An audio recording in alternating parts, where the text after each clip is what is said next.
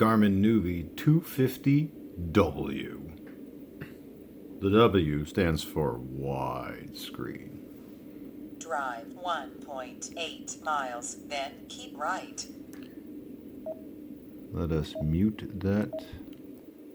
Okay. Well, this is my first gray sticker, Nuvi 200 series, in some time. But I wanted to buy it because I needed to see if it worked with my maps, and amazingly it does. That actually does surprise me, but I wanted to give a general overview of what it's like to use one of these now in 2025 as I record this.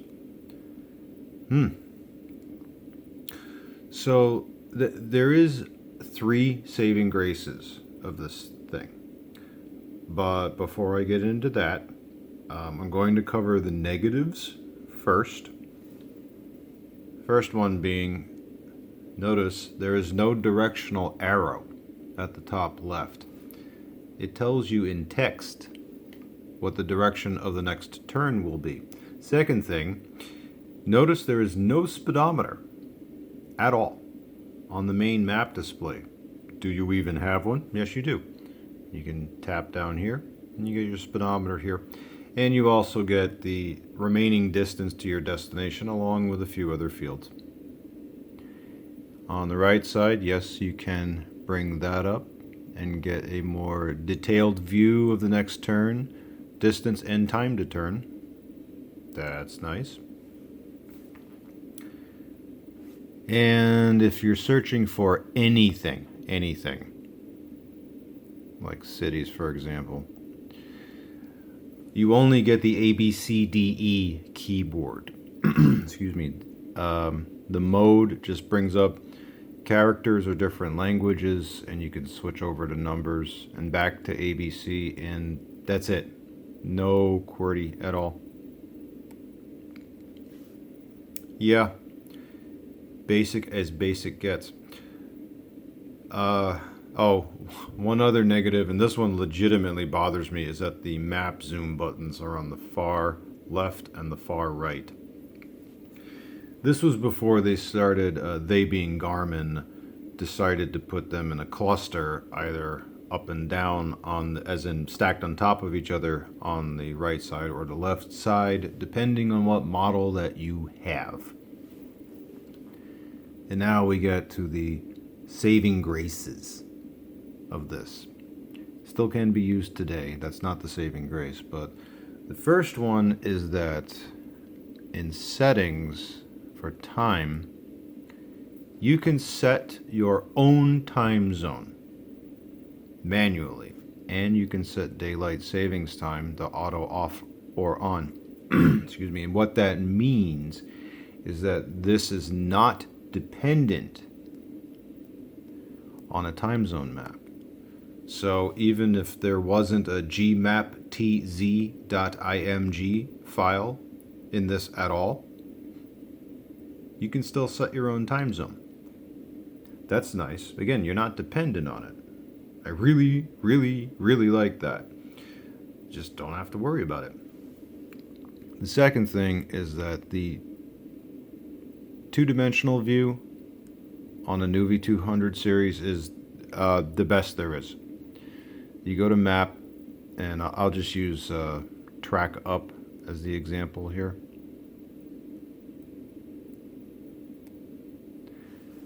Because we don't have a list of directions. I mean, you can get that by tapping the top text bar. But the deal with this is that you can really read the roads, surrounding roads from where you are. And I'll keep it on this view as we approach, because this is a loop turn. The arrow, the white arrow, it's thick, it's large, very easy to read. So even though we don't have an on-map list of directions, the two-dimensional mode in a 200 series, whether it's white sticker or gray sticker, because this is about the gray sticker models, it's top tier. It's fantastic. And the final saving grace of this thing is that it has the least cluttered display out of any touchscreen model. Any. Because there is no speedometer on map, there's no distraction from it. Especially, when you go over the limit and it changes color. Well, you don't have to worry about that here. It's not here, which is nice. Because as much as I don't like having the map zoom buttons at far left and right, it keeps them out of the map, or should I say out of the way of the map. And you'll notice that as we're approaching the turn, and the zoom level it's decent. It really is. It's decent on this. And yeah, so you really don't need a turns list more often than not. I mean, yeah, sometimes you'll have to look at it, but you can get away with not looking at it, and you're totally good. I mean, look at that. That's very clear and accurate. Just nice. It's just nice to look at. It's a good experience. But the number one thing to deal with one of these old gray sticker 200 series can be summed up in one word: patience. You have to be patient with this. As I'm sure you have already noticed, the map animation in this is slow. Even when compared to a white sticker version of a 200 model. Yeah, this has not what we would call smooth map animations. Not in the slightest. Nope. And when you're entering commands, typing things out, whatever, you do have to fingernail it a bit. You don't have to dig into the screen, but if you hold your hand like this, as if you were holding a pen, and you do this, you can get around it fairly. I'm used to it, but yeah, you have to deal with that. You do have to deal with that with one of these guys. Could this still be used as a daily driver? Yes. That's an easy yes. Again, if you're patient. Because once you get used to this, I mean, this is, I used one like this for a while. I got along with it just fine. Now, granted, this was years ago, back when this was new, but still, you can get along with it just fine. No problem. Starts up fine. It does have the fast acquisition GPS signal chip set, which you can see from system about. I have to go down a few screens. Yeah. Surf technology. This was a really big deal compared to older Street Pilots. Now, on the Street Pilot C series and I series, the i2, i3, i5 did not have the fast acquisition chipset, and the C300 series didn't have it either. But the C500 series, like the 550 and the 580, yeah, and the 510, all of them, they had the fast acquisition chipset. And the bigger ones, the 2720, 2730, 2820, they had it too. But prior to that, no. Nuvi's all started out of the gate with the Surf chipset in it. Pretty sure about that. So what that means is you're not waiting around all the time for this thing to get a signal. Will this get a GPS signal as fast as a modern Garmin DriveSmart 66? No, not even close. Of course, the 66, it has, or we'll use the 76 as the example, that has 3 different satellite networks it pulls from: GPS, United States, Beidou, China, and Galileo, Europe. So yeah, I mean, that just goes without saying it's going to get signal faster, and it does.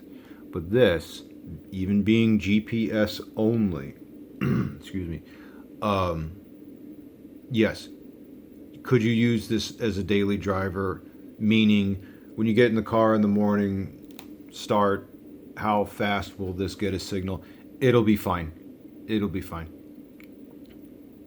I'm quite confident in that. I haven't road tested this. I don't know if I ever will, but yes, I could use this on the road, no problem. And again, look at how legible everything is. That's just nice. I do wish this text bar was slightly larger. Even so, still plenty legible, even with my maps, which is what I'm using right now. So if I go to map and map info, yeah, I don't even have the old 2008 maps. I have mine. As I said in the previous video, I got this thing for $11 shipped, and that was with tax included. Now, yes, I had to add in my own memory card. I have the power lead. I have the mounts. But even so, to add those things in hardly costs anything. So, for so cheap, you can use one of these things again. Would I use it personally? I'd have to say no, only because I think the Garmin Essentials line, as in the specifically the 40 and the 50, although the 4244, 5254 is good also. That's my bare minimum, because the fonts are larger. I get the map zoom in what I consider to be the correct side on the right side, stacked. It's got the turn indicator up here. The fonts are larger. Even though this is a 4.3 inch screen and the Nuvi 40 is a 4.3 inch screen, if you compare the two side by side, the 40 just looks larger everywhere, even though it's the same size. It's fantastic, which is why I still like it to this day. So yeah, that's my bare minimum. But could I use this? In fact, yes, I could use this. And one thing this does do better than the 40 is the surrounding streets, because the font for surrounding streets is a little larger, especially in a two-dimensional view like this.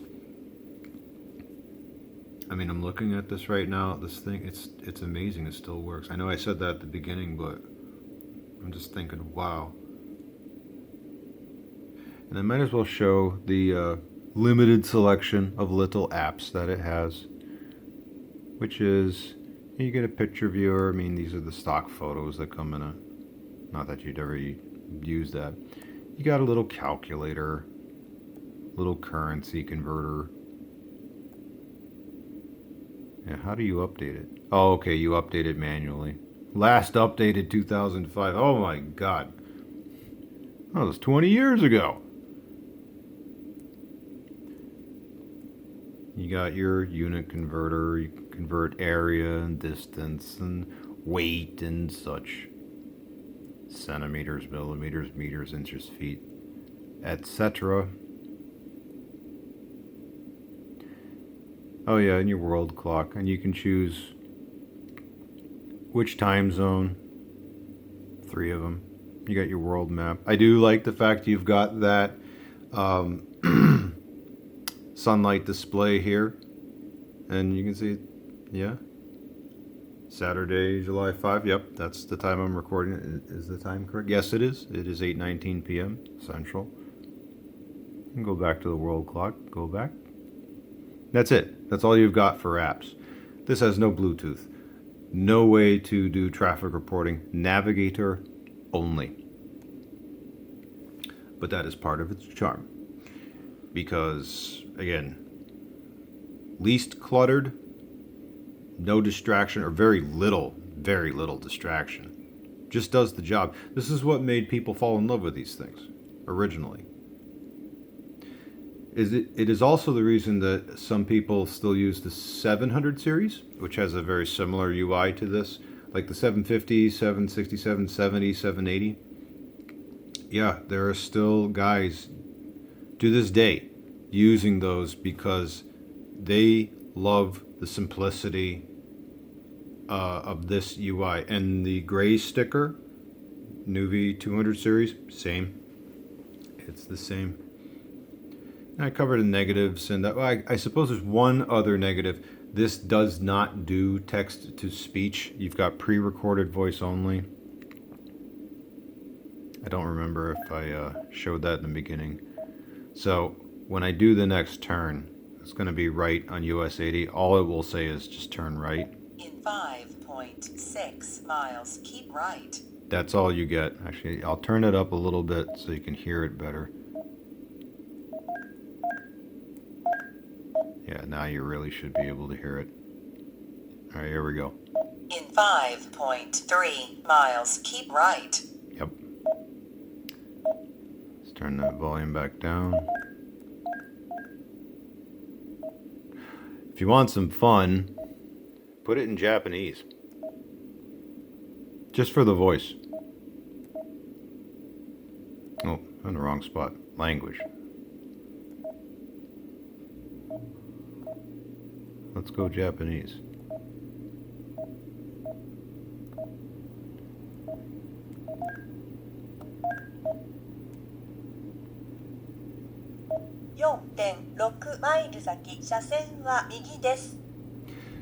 Funny thing about that is if you keep it in a language, even if you don't speak it, with a pre-recorded voice only, you will hear things enough to where you will recognize when it's telling you to turn left or turn right, because you'll hear the same thing over and over again as you keep driving, and you'll actually be able to catch it.